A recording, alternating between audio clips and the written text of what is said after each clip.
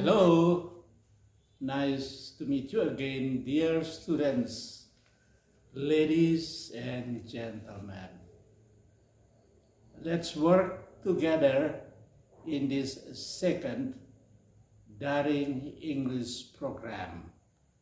Mari kita bekerja sama dalam program kedua bahasa Inggris dalam jaringan.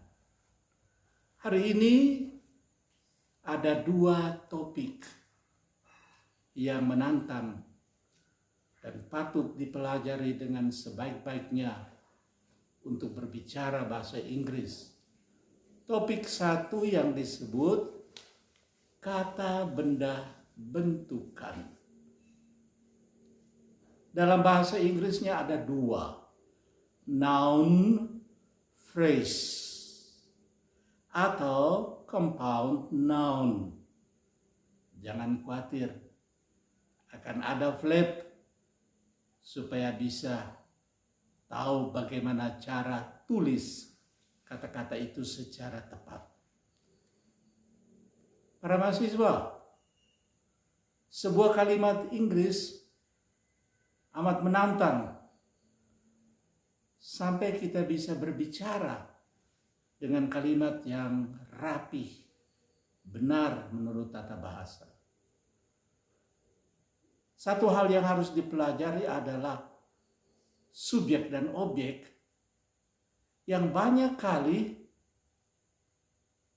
tidak terdiri dari satu kata benda, tetapi kata benda yang dilengkapi dengan beberapa keterangan sehingga subjek itu akan mempunyai makna yang khas. Demikian juga objek dari kalimatnya akan semakin jelas dan tegas. Siapa persisnya subjek itu? Dan apa objek itu? Mari kita lihat. Noun phrase. Ada 5 cara terbentuknya noun phrase atau kata benda bentukan. Cara yang pertama adalah kata benda dan kata benda. Noun and noun. Contoh bookstore artinya toko buku. Post office. Train station. Kata benda utama adalah kata benda yang paling akhir. Penjelasan menjadi spesifik melalui kata benda yang pertama. Bahkan ada kata benda sampai 2-3 sebelum kata benda utama. Contoh, Trade World Center. Trade World Center, pusat perdagangan dunia. Kita lihat sekarang cara kedua terbentuknya kata benda gabungan. Kata sifat tambah kata benda. Adjective plus noun. Banyak sekali contohnya. Handsome father. Stupid boy. Rich people. Pretty girl. Bahkan ada beberapa kata sifat sebelum kata benda utama. Contoh, strong and black horse. Kuda hitam yang kuat. Pretty and skinny young girl. Nona muda yang cantik dan kurus. Lalu kita lihat cara terbentuk yang ketiga. Ada kata keterangan, tambah kata sifat, tambah noun. Inggrisnya adverb plus adjective plus noun. Very clever boy. Anak laki-laki yang sangat pintar. Very itu bukan kata sifat, tetapi kata keterangan. Always late teacher, guru yang selalu lambat. Yang keempat, kata sifat awalan me. Misalnya, ibu yang mencintai. Bahasa Inggrisnya present participle plus noun. Ibu yang menyayangi, caring mother. Contoh lain, forgiving God, Allah yang mengampuni. Ini cara keempat terbentuknya kata benda bentukan. Cara kelima, gerund plus noun. Ini kata kerja berakhiran ing, tetapi dia sudah menjadi kata benda. Gerund and noun. Contoh, cooking hobby, hobi memasak. Playing card, bermain kartu. Smiling lady, perempuan yang suka tersenyum. Lalu yang ke-6, yang terakhir, suatu bentuk yang lain lagi. Kata kerja pasif tambah noun. Disebut past participle plus noun. Anak hilang, lost boy. Tradisi yang terlupakan, forgotten tradition. Hati yang terpecah berderai, broken heart. Kata-kata kerja participle ini adalah bentuk ketiga kata kerja lampau yang telah selesai. Demikian ke-6 cara terbentuknya kata benda gabungan. Namun untuk membuat kata benda bentukan ini lebih spesifik, pada umumnya kata benda ini didahului dengan penunjuk yang disebut identifier. Penunjuk identifier. Yang tadi itu 6 cara terbentuk disebut penjelas, modifier. Baik. Sekarang yang mana itu penentu, identifier? Satu yang disebut artikel. Ada 2. Sebuah, seekor, seorang, dan the, itu. Harus diperhatikan. Kata sebuah ini akan berubah menjadi an bila kata yang menyusulnya dimulai dengan huruf hidup, huruf vokal.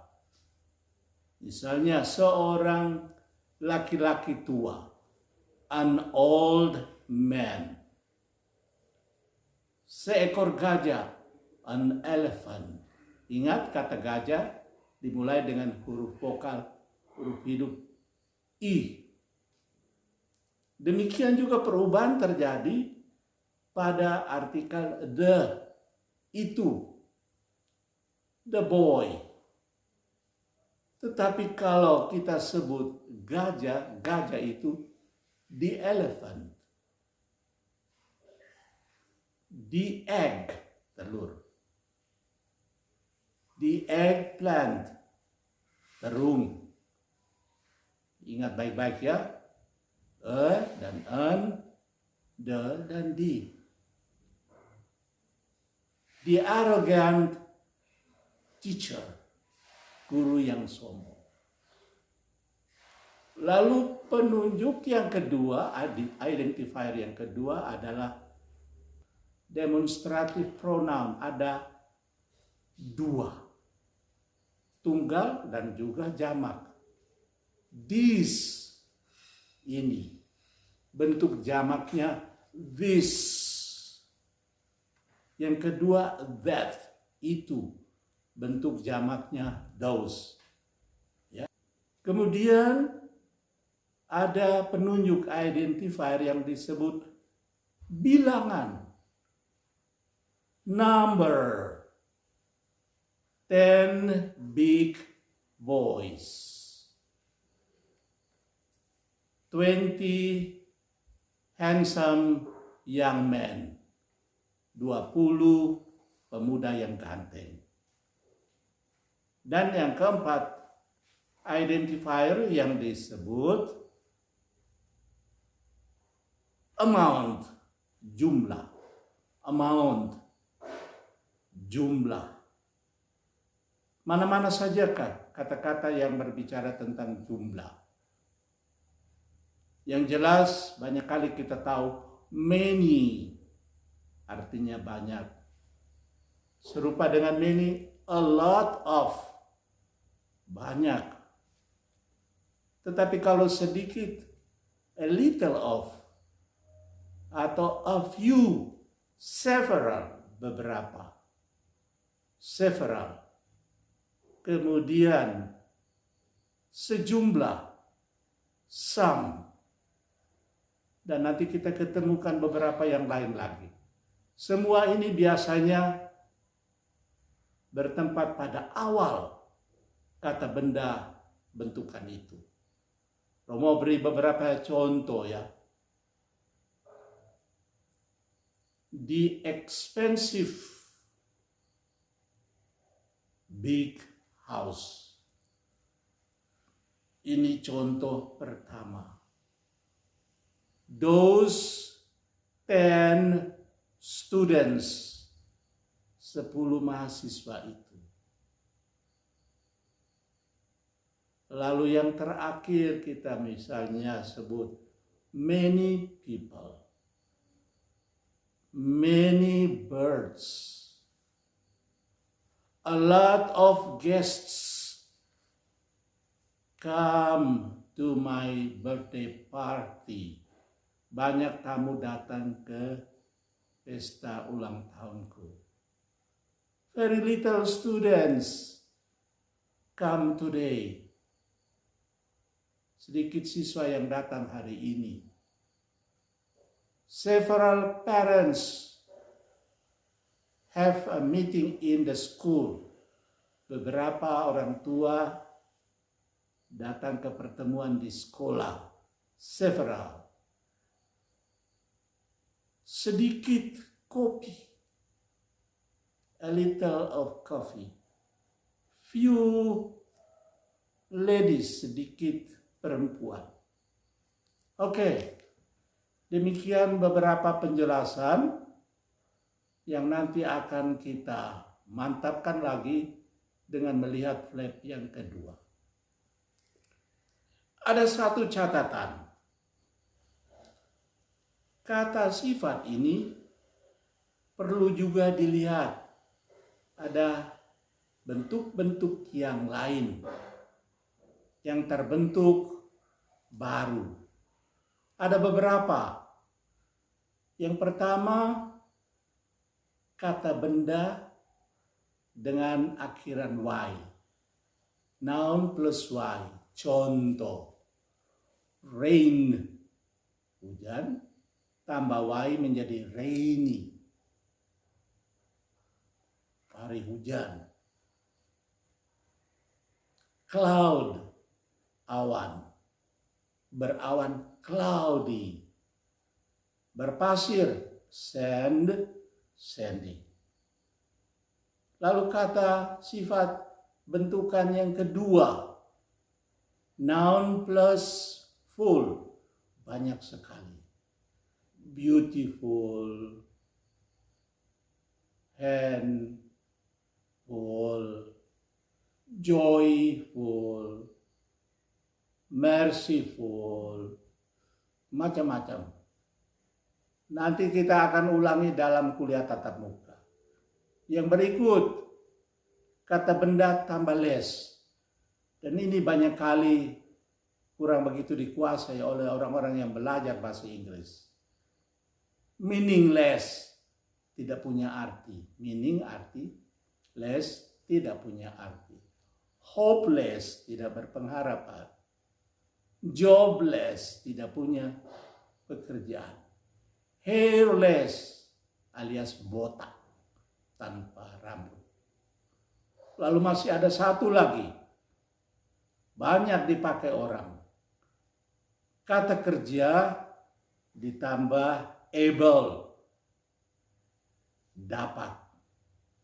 Contoh yang lazim itu portable, dapat dibawa. Readable, dapat dibaca. Understandable, dapat dimengerti. Edible, ini khusus, dapat dimakan. So, ini beberapa catatan mengenai kata benda bentukan.